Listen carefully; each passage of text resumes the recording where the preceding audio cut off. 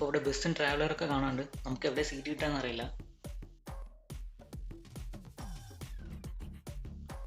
അപ്പം ഞങ്ങൾ ബസ്സിൽ കയറി. ഏറ്റവും പുറത്തെ സീറ്റാണ് കിട്ടിയത്. എന്നാലും വിൻഡോ സീറ്റ് കിട്ടി. ആദ്യം കണ്ടത് മാന്യയാണ്.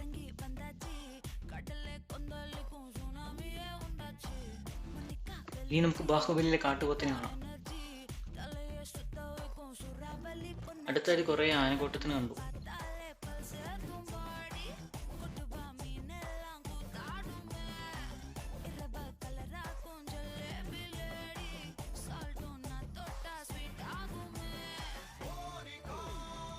വഴിയിലിത് ഒരു കരടി ഒരു അനക്കം ഇല്ലാണ്ട് കിടക്കുന്നുണ്ട്.